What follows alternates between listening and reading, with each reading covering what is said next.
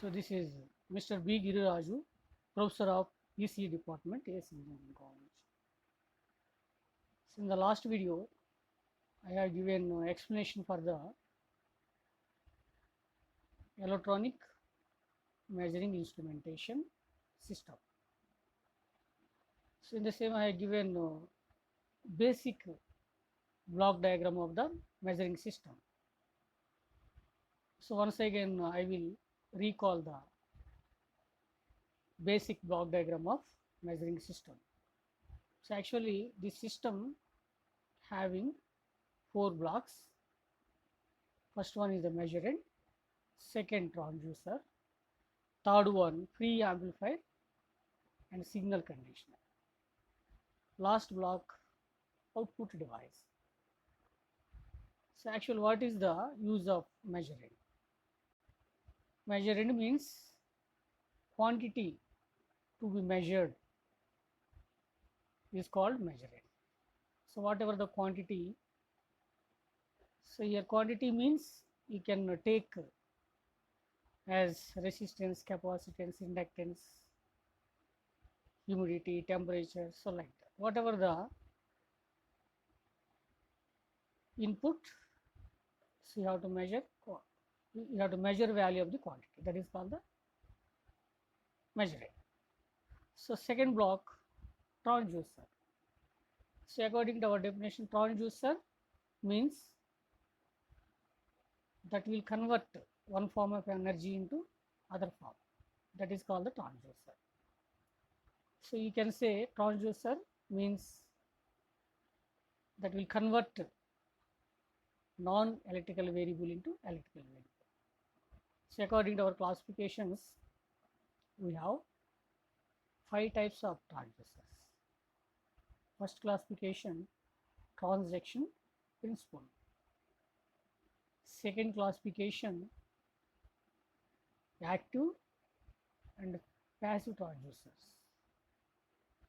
Third classification, primary and secondary transducer. Fourth classification, analog and digital transducer.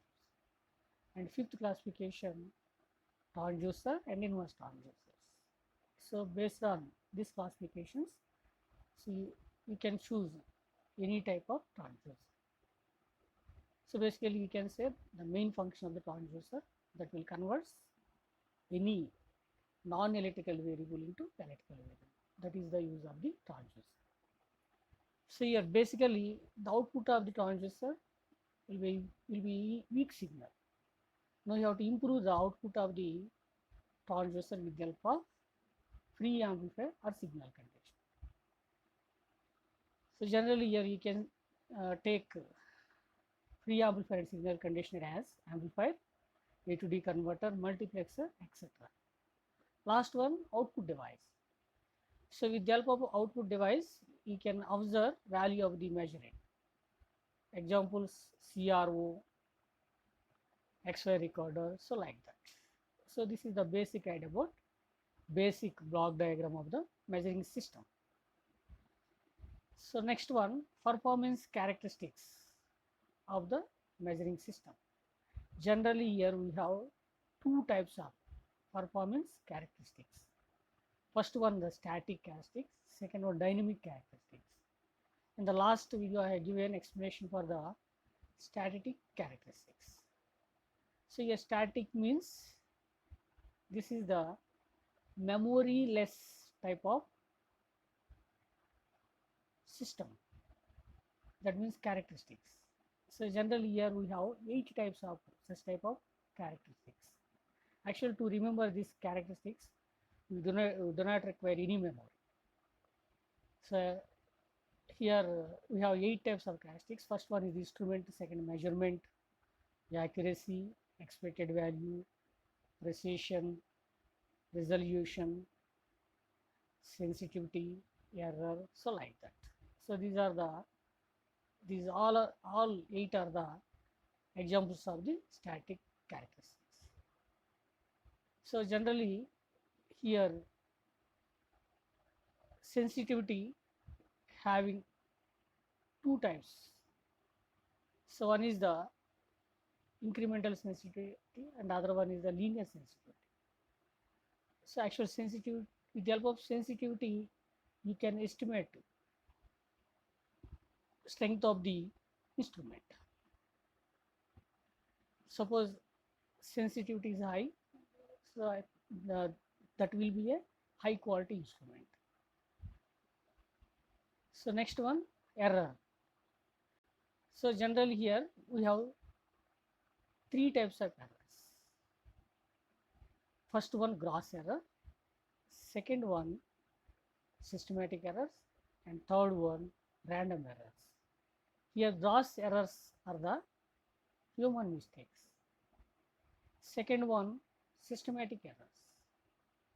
So generally here we have two types of systematic errors. One is the instrumental error. Second one is the environmental error. So based on these two, you can understand systematic errors. So third one, random errors. Here random errors will occur due to the raising of noise. So generally to identify random errors, we have to take help of the statistical approaches. In the same, you can avoid these type of errors with the help of static analysis. According to our mathematical expressions, we have 5 types of statistical approaches. First one is the arithmetic mean. Second one, deviation from the mean. Third one, average deviation. Fourth one, standard deviation. And fifth one, variance. So these are the mathematical expressions to understand and study random errors. So now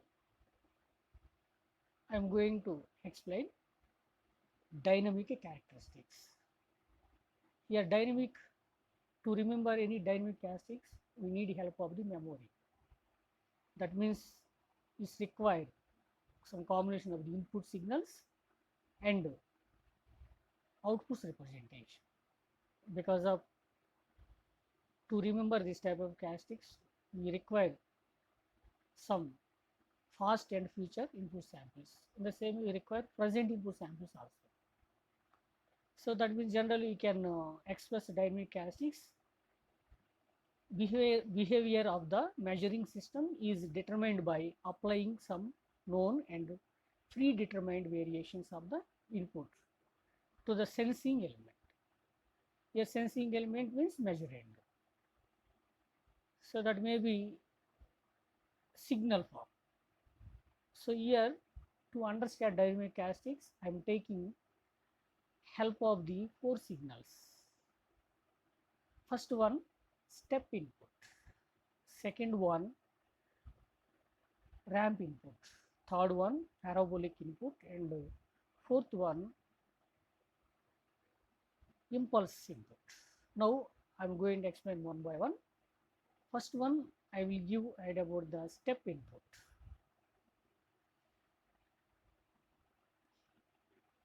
Here step input means sudden, instantaneous and finite change in the input. So this is the representation of the step input signal. So according to our definitions, you can say step signal imitate the sudden change characteristics of actual input signal. Mathematically, you can express step signal as U of t is equal to A for the value of t greater than or equal to 0. So this is the signal representation. This having amplitude as A. This will follow according to time. Suppose if A equal to 1, in that case you can say this signal is called unit step signal. That means you can write U of t is equal to 1. This is called the unit step signal. So next one, I will explain second one, ramp signal.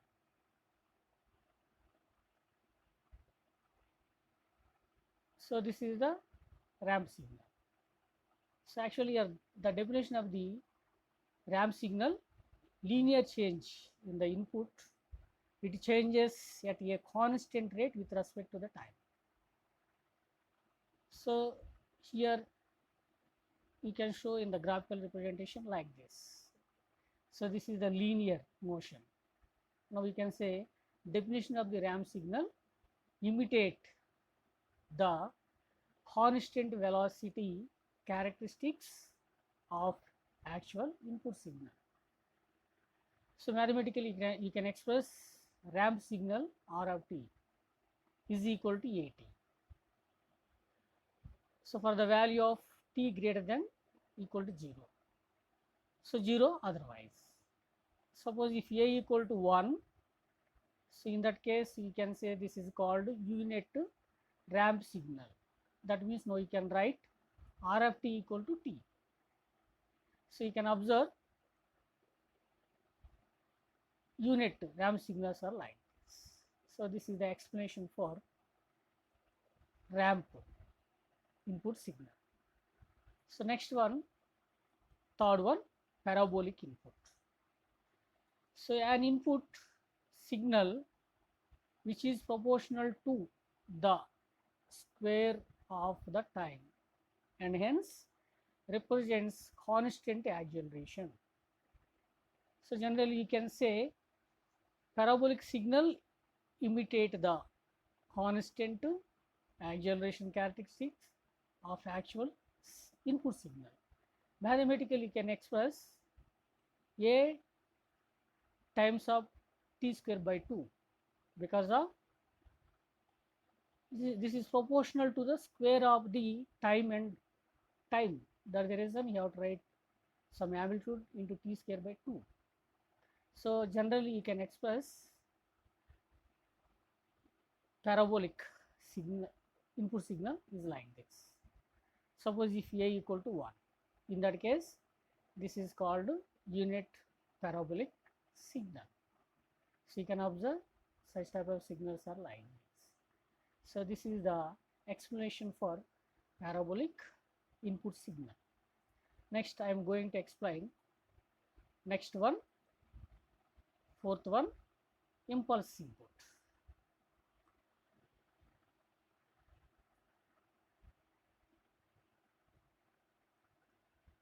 Impulse input. So impulse input, you can say the continuous time impulse is given by square of time. Square of time. So generally you can say impulse signal so mimic the sudden shock characteristics of actual input signal. So mathematically you can express impulse signal delta t. So is equal to A. So this is the amplitude of the signal. For the condition of t equal to 0. At a t equal to 0, you should maintain amplitude of the signal is A. Suppose A equal to 1, then you can say this is called the unit impulse signal. Now mathematically you can express unit impulse input A equal delta t equal to 1. So this is the explanation for impulse input. So these four are the input signals to understand dynamic characteristics. So next one I will give explanation for the dynamic characteristics. Here you can observe various types of dynamic characteristics. So here nearly you can observe 5 types of dynamic characteristics. First one is the speed of response. Speed of response. So speed of response means the instrument response to change input. So that means here whatever the input signal, so system will respond quickly. That means quickness of the instrument. So when input signal is applied, so input signal that may be step input, ramp input, parabolic input, and impulse input. So whatever the input, the system will respond quickly. This is called the speed of response. Next one, fidelity. So this is the quality of indication by the instrument with regard change in input termed as fidelity. So next one, lag. The speed of response of the instrument is referred to as lag. Suppose if the input changes rapidly, the output also changes same rate. So this is called the lag. Repeatability, defined as the variation of a scale reading when input is randomly applied. Input is randomly applied. That means here whatever the input signal, so you have to give input signal in the form of random applied with time gap. So this is called the repeatability. Next, reproducibility. This is the scale reading over a given period of time. Over a given period of time. So when the input is constantly applied, there is no any time gap. You have to apply constantly. This is called the reproducibility. So these 5 are the dynamic characteristics. To remember these characteristics, so we need some past and future input samples. So next one, so I will explain root sum squares formula.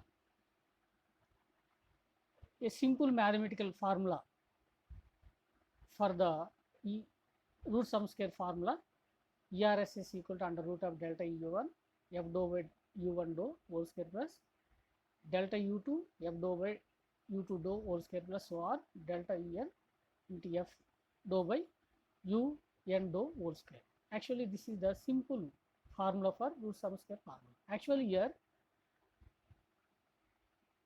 root sum square formula using for the purpose of to estimate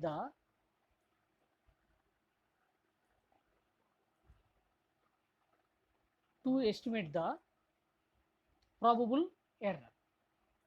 So here I am taking some group of parameters like as U1, U2, Un. So now I will take these values in the form of some function f is equal to f of U1, U2 and so Un. So this is the value of n. That means here n is computed by measuring values U1, U2, Un. Here with the help of ERSS you have to estimate probable error in each parameter U1, U2, so on Un. So now you have to write our required root sum square formula ERSS equal to under root of delta U1 into F dou by U1 dou whole square plus delta U2 F dou by U2 dou whole square plus so on plus delta Un F dou by Un dou whole square. So here delta U1 is the variation in first variable U1 and the second one delta U2, so that means variation in second variable U2. Last one change in Un. So now by the using this formula you can calculate our required probable error with the help of root sum squares formula. Okay, next one I will give one example for root sum squares formula. So this is the one example.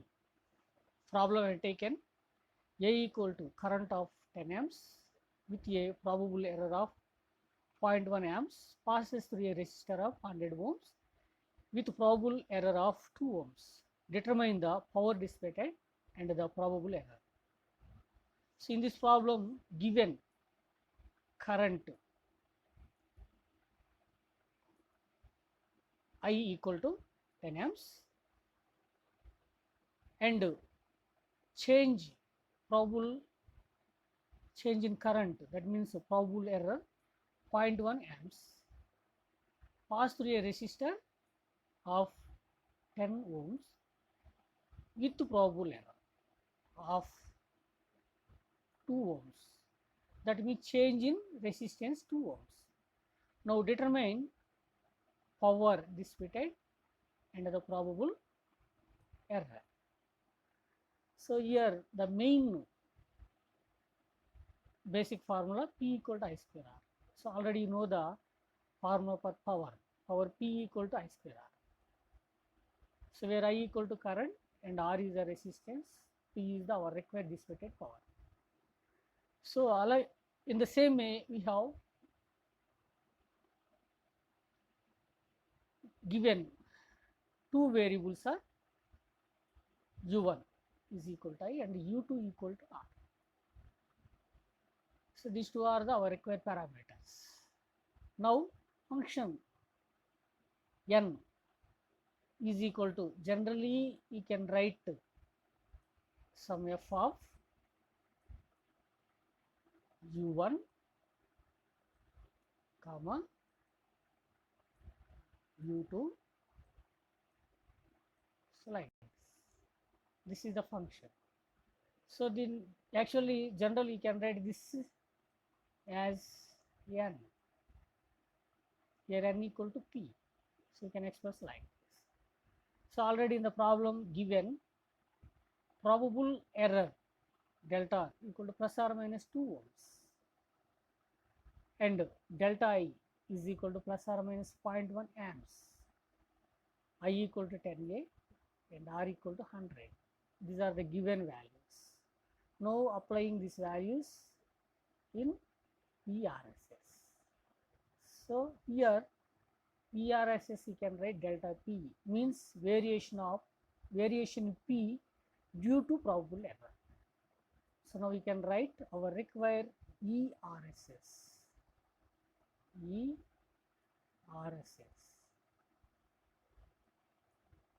is equal to under root of delta I, this is the variation in current,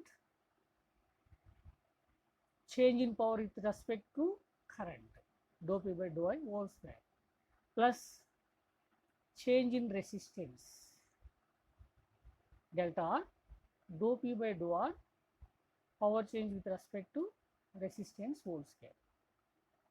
So already you know the formula for power P equal to I square. By using this we can find the value of dou P by dou R. So now you have to derivate with respect to resistance, then you will get I square. Now you have to perform power derivative with respect to current, then you will get 2I. Substitute these values in equation 1, then you can write our required ERSS delta P is equal to under root of delta I, in the place of dou P by dou I substitute 2IR, delta R into dou P by dou R, in that place substitute I square. So already you know the value of delta I, delta R, IR, substitute here, so you will get our required probable error in power 282.8 watts. Actually this is the power dissipated, the probable error. So then you know the value of power P equal to I square R. Already you know the value of I and R. Substitute here, then you will get 10 kilowatts. This is the real value. So now by the using ERSS, I have calculate value of delta P like this. This is the idea about ERSS. So next I am going to explain accuracy. So already you know the definition of the accuracy. Actually definition of the accuracy, it is the degree of closeness of compared to the capacity compared to the expected value. So the accuracy can be expressed in the following ways. Generally here, so you can express accuracy as percentage of full scale reading. So in the same second one, accuracy as percentage of true value. So in the same third one, accuracy as percentage of scale span. Fourth one, point accuracy. Now I will explain one by one. So according to this definition, now I will explain first one, accuracy as percentage of full scale reading. In case of instruments having uniform scale, the accuracy can be expressed as percentage of full scale reading. Percentage of full scale reading. Here full scale reading means you can express IFSD. So based on values you can write like that. So suppose current you can write like that. In terms of power resistance you can write in another way also. But here I am taking accuracy for full scale reading as 50 units. So I will give one example. The accuracy of an instrument having full scale reading of 50 units expressed as 0.1% full scale reading. So now we are taking 50 units reading. This is called the full scale reading. Now I am going to calculate the accuracy for 50 units. 50 into, so your error percent 0.1, 0.1 accuracy divided by 100. Then you will get accuracy 0.05 units error. So in the same way now going to calculate for 25 units. Actually your 25 units are the half of the 50 units. So now I am going to calculate for 0.1%. Calculate them. For 0.1% you will get error 0.025 units. According to these definitions, for even 25 units also you will get 0.05%. But here we got only 0.025 units error. So to get real value for full scale reading, so now we have to multiply 2.5 with 2% of error. Then you will get 0.05 units. So according to our definitions, you should maintain from 0 to 50 units same value. But here we got to for 25 units 0.025. So this is the some problem. That means hence specifications of accuracy in this manner is highly misleading. Highly misleading. So this is the explanation for accuracy as percentage of full scale reading. So next I am going to explain next one. So accuracy as percentage of true value. So generally every instrument having expected value, measured value, true value. Here measured value is almost all equal to true value. True value. So your measured value will come from some expected value. So you can call this is the design value. So accuracy as percentage of true value, this is the best method of specifying the accuracy. It is to be specified in terms of the true value of quantity being measured. So according to our last explanations, every system will give some expected value. Is called the design value, and after using instrument you will get some measured value. Here I have taken true value as 0.1%. 0.1%.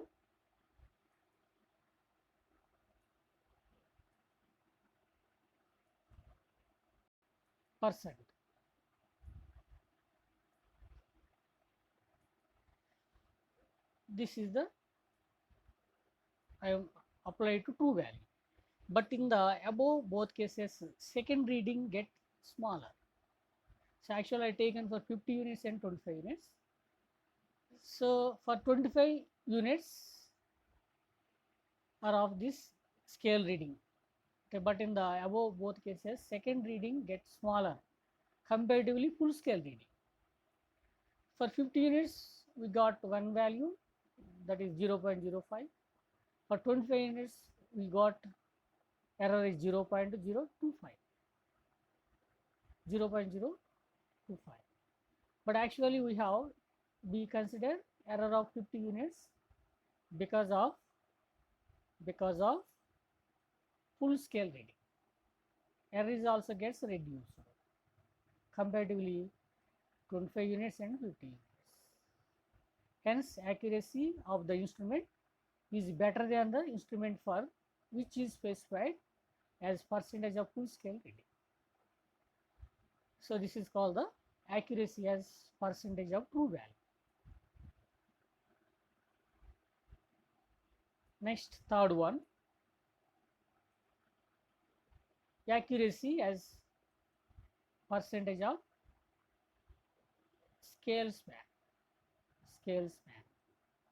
So to explain scale span, so I am taking some minimum and maximum values. Suppose for an instrument, if A maximum is the maximum point for which scale is calibrated full scale reading, and A minimum is the lowest reading on the scale.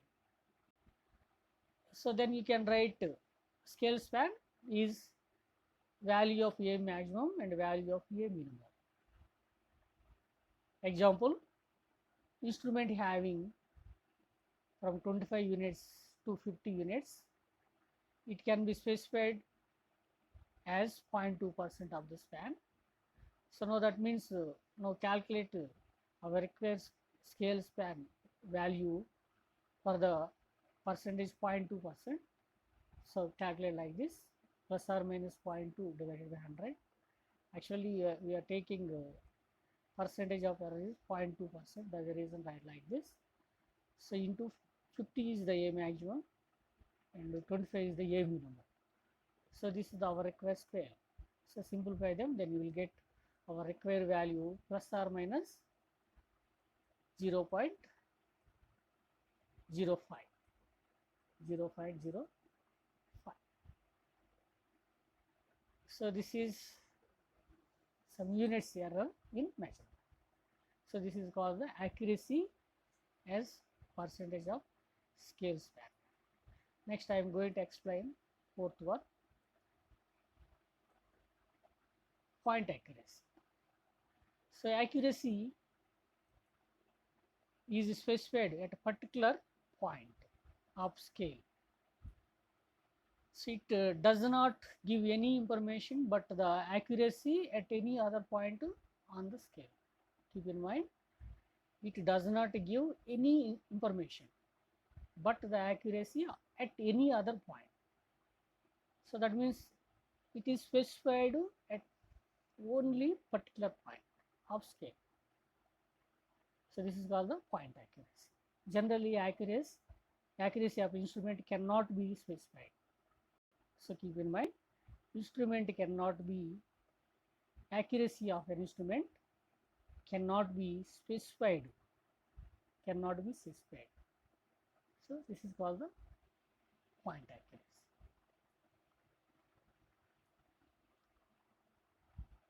So next I am going to explain measuring instruments. Up to previous slide, so I have given explanation for the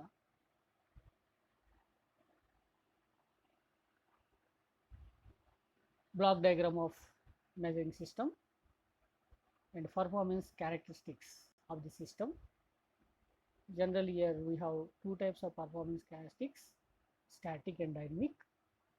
In the same I have given explanation for the types of errors. So in the same way I have given definition of the precision and I have given detailed explanation for the accuracy and precision. In the same I have explained ERSS, root sum space formula. So these are the first session. Now I am going to start measuring instruments. So with the help of previous topics, now you can easily understand measuring instruments. So to construct any instrument, so we need the help of the combination of some electronic components.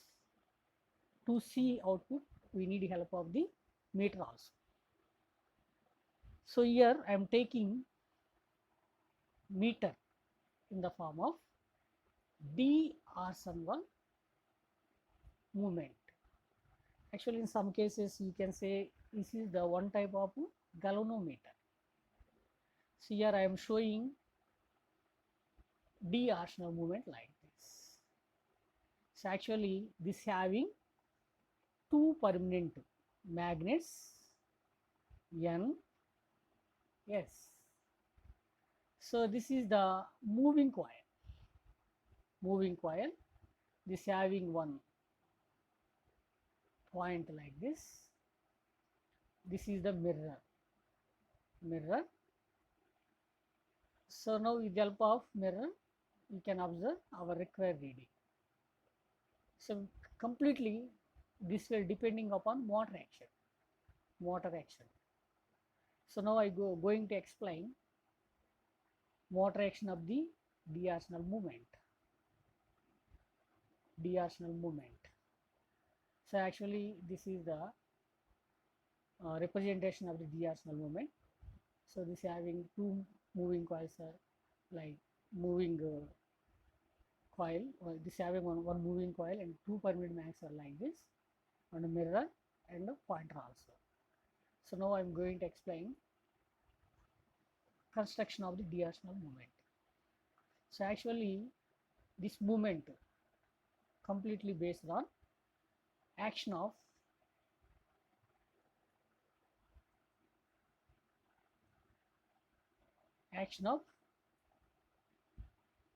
DC, action of most commonly used DC meter is based on the fundamental principle of the motor.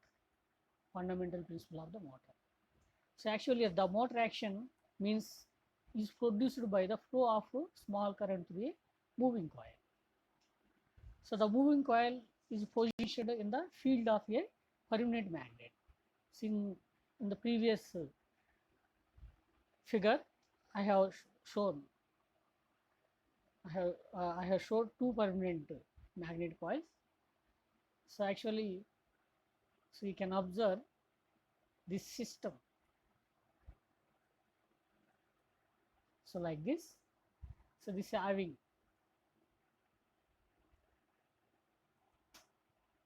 two permanent magnetic coils are like this, N and S.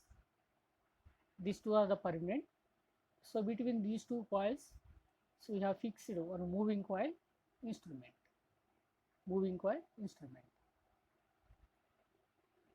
So according to our definition, so the moving coil is positioned in the field of a permanent magnet. The basic moving coil system is called the d/r movement galvanometer. So you can call d/r movement is also called galvanometer. The d/r movement employs a spring-loaded coil through which the measured current flows. So a coil is nearly homogeneous field of permanent magnet and moves in a rotary fashion. So now we have to calculate rotations. So here general rotations, the amount of rotation is proportional to the amount of current flowing through the coil. So a pointer attached to the coil, it indicates the position of the coil, scale calibrated in terms of current voltage. So with the help of these meters, you can measure DC voltages and DC currents are like this. So this is the construction and working of the d/r movement. Applications. The d/r movement has following applications. They are used to detecting the direction of the current flows in the circuit. It also determines the null point of the circuit. The null point means the the situation in which no current flows through the circuit. That means you don't have any current in the circuit. So it is used for the measuring the current. The voltage between any 2 points, the circuit is also determined through directional movement. So generally this type of methods using for the purpose of measure current through circuits and voltage through circuits. The same you can use for bridges also. So to find voltages, currents in the bridges also. Generally here we have two types of bridges, DC bridges and AC bridges. Particularly this method using for the purpose of to measure voltages, currents in DC bridge circuits. So next one, PMMC movement. PMMC stands for permanent magnet moving coil. So permanent magnet, we have south pole and north pole magnets. Between these two poles, so we are taking some moving coil.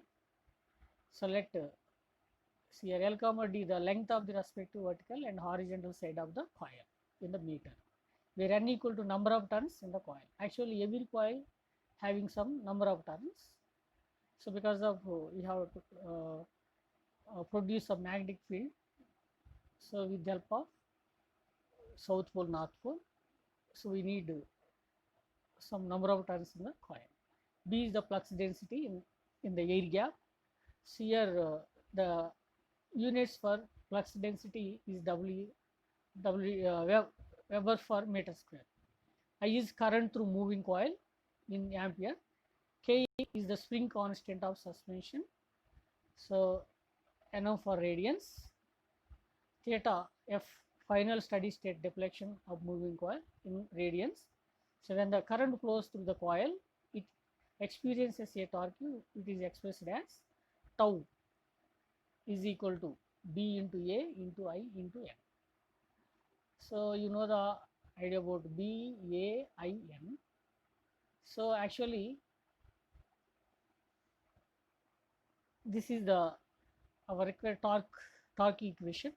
Since flux density and coil constants are fixed for a given instrument, the developed torque is a direct indication of the current in the coil. The pointed deflection is therefore used to measure the current. So this is the construction and basic explanation for PMMC movement. So next I am going to show construction of PMMC meter. So this is the basic diagram for PMMC meter. This is having some north pole and south pole. Middle we have some core also. So in the same way we have some mirror scale. So you can observe moving coil like this. So actually this is the permanent magnet moving coil instrument setup. So you can observe like this. So now using directional movement or galvanometer, now I will explain DC voltmeter and DC ammeters. In the same way you can study AC and AC ammeter, AC voltmeter like that also. Now I am going to explain DC voltmeter.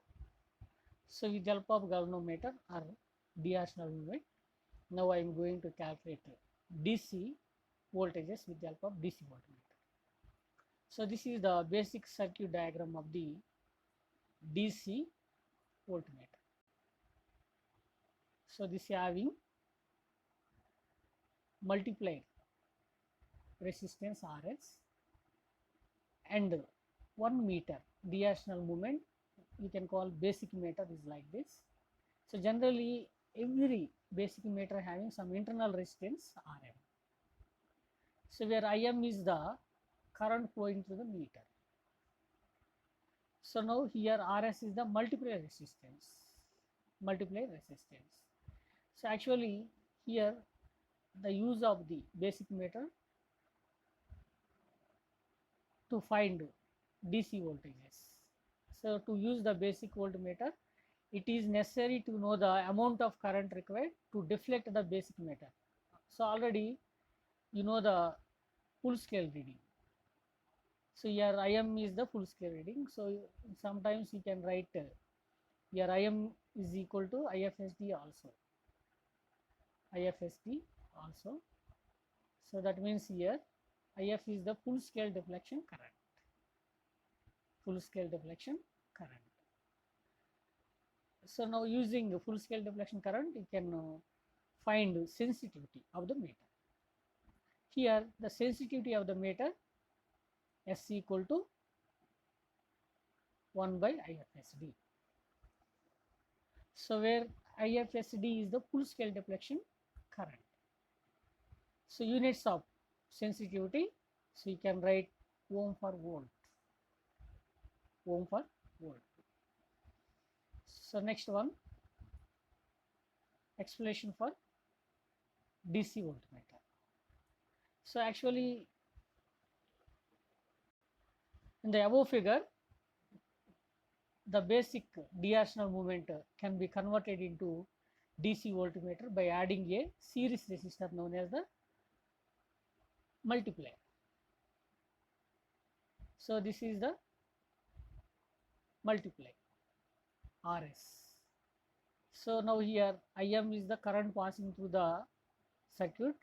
In the same way, same current passing through the meter. So this meter having some internal resistance RM. So now by the using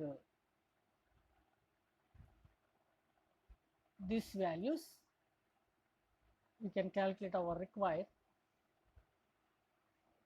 multiplier resistance.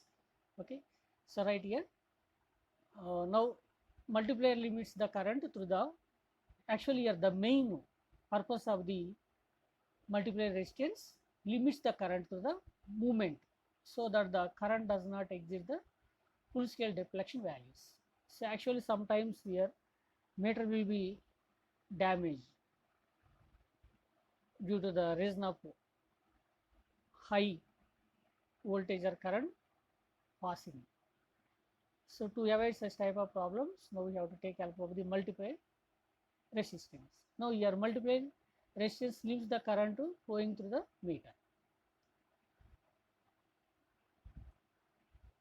So from the circuit diagram, now you have to calculate voltage in the circuit diagram.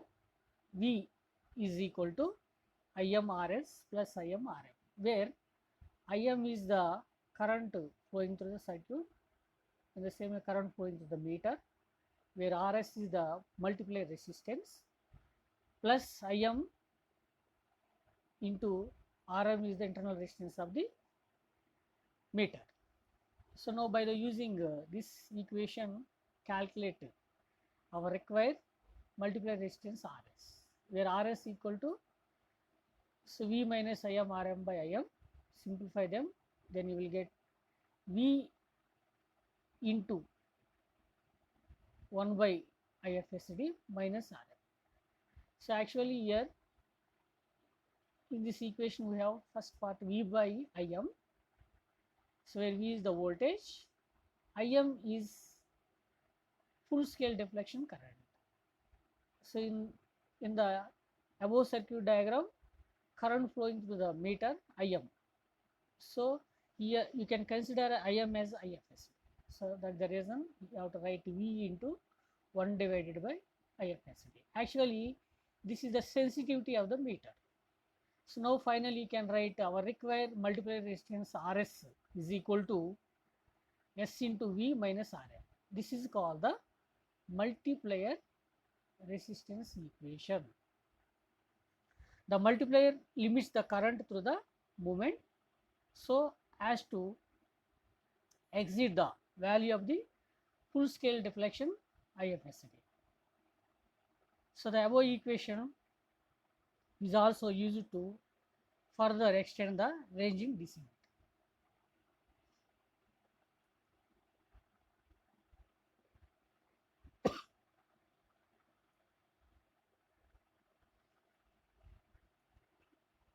So this is the example for DC voltmeter. So with the help of DC voltmeter, now I am going to calculate so voltage like this. This is the multiplier resistance. Now I am going to calculate current passing through the multiplier resistance like this. Here you can observe two types of meters. First one is digital, second one analog. Now our explanation is belonging to analog meter. So this one. So you can observe voltage in the circuit diagram like this.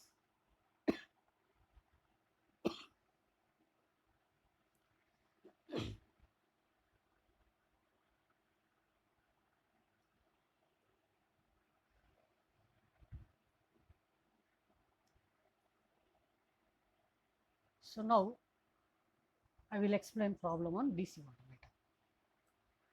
Calculate the value of multiplier resistance on the 50 volts range of a DC voltmeter that uses a 200 microamps ammeter movement with an internal resistance of 100 ohms. So in the problem, so given full scale deflection current reading as 200 microamps. In the same way, voltage V equal to 50 volts. So internal resistance Rm equal to 100 ohms.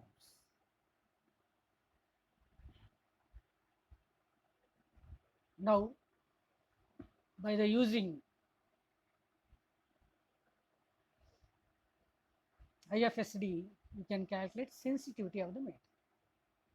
So the sensitivity of the meter S equal to 1 by IFSD. Substitute value of IFSD here, then you will get sensitivity 5 kilo ohms per volt.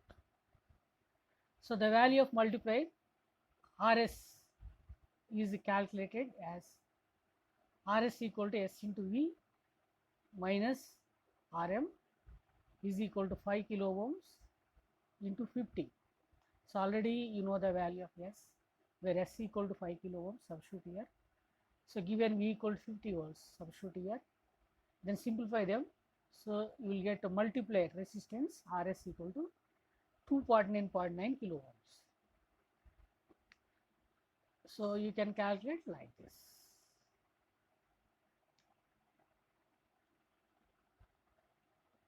So next one, multi-range voltmeter.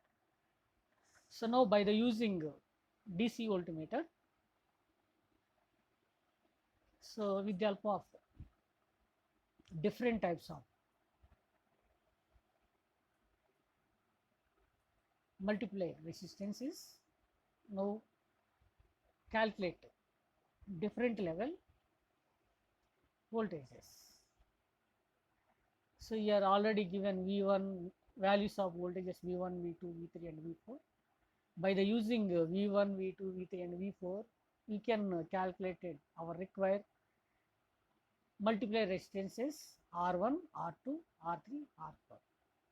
So actually this is the basic circuit diagram for the multi-range voltmeter.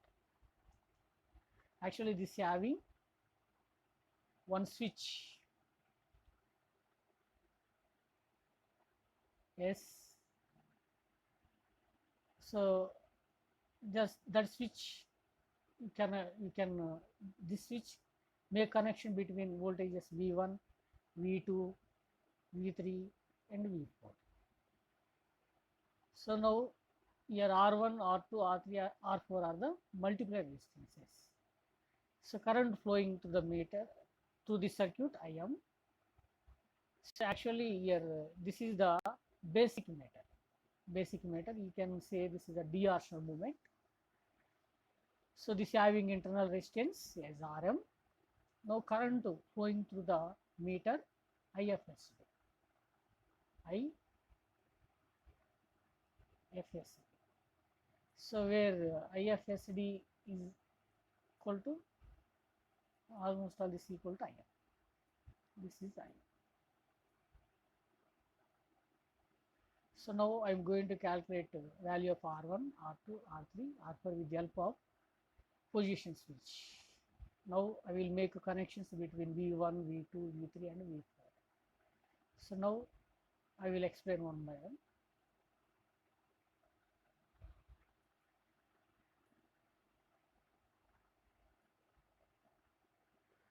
So where R1, R2, R3 and R4 are the multiplier resistances. IM and IFSD are the meter current and full scale direction currents. RM is the internal resistance of the meter. S is the multi-position switch. With the help of this switch, you can make connection between voltages V1, V2, V3 and V4. Actually, these are the different ranges of voltages. Now, by the changing switch position, you can make connection between V1, V2, V3 and V4. So now I am going to make a connection between voltage and first voltage V1.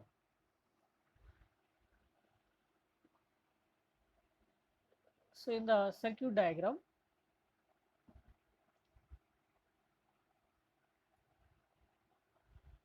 so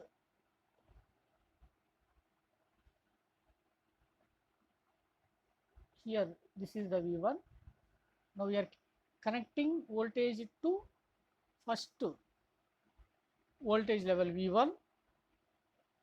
That means here V is flowing through V1. That means here you can write V1 equal to V passing through first resistance R1, where R1 is the multiplier resistance. Now you can observe our circuit diagram is so like this. So now using this circuit diagram, calculate value of the V1. So where V1 is equal to Rs into Im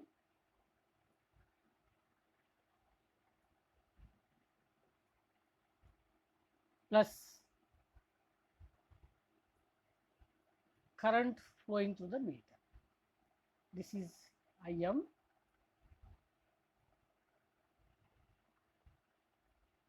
Rm. So now in the place of Rs, you can write R1 because of we are taking here multiplier resistance as R1.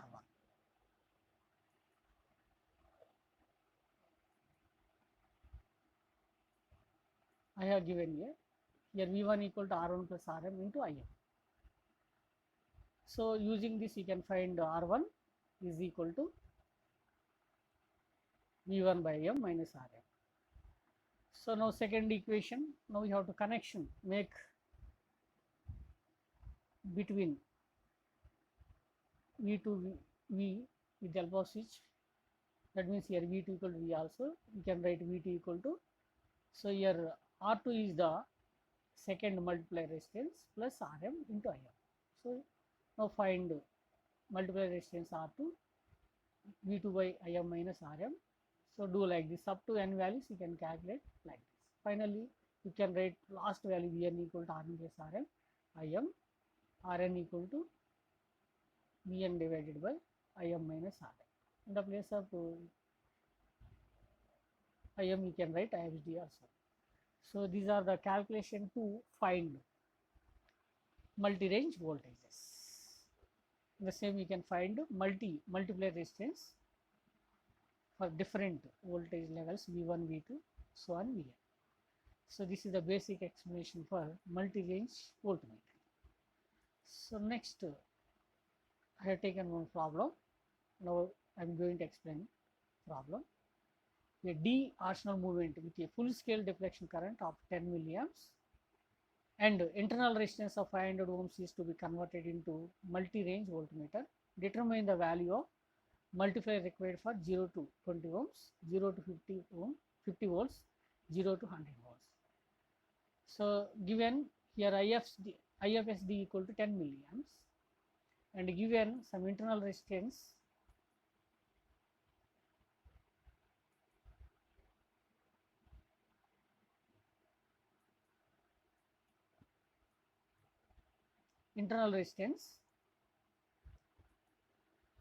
Rm is 500 ohms. So in the same given voltage levels 0 to 20 and 0 to 50 volts and 0 to 100. So make position of the switch at first position, voltage level 0 to 20 volts. Here Rs is the first resistance, is V by Im minus Rm. So you know the value of Rs. You have to find the value of the Rs, where V equal to voltage and I is the current passing through the meter. Already you know the value of V. This is the first level voltage, V equal to 20 divided by, where Im equal to, this is the meter current 10 milliamps. So Rm is the internal resistance of the meter 500. So simplify them, you will get 1500 ohms. For next level voltage 0 to 50, calculate Rs in this manner. Now we will get Rs, our required Rs for second level voltage 4500 ohms. This is 1.5K and this is 4.5K. Next level voltage 0 to 100, 0 to 100 volts. Now we can write Rs equal to V by Im minus Rm. So where V is the 100 by 10 milliamps minus 500, simplify them, you will get 9500 volts. Simply you can write 9.5K. So these are the multi-range voltage. So now I will explain next practical approach for multi-range voltage in the next video. So thank you.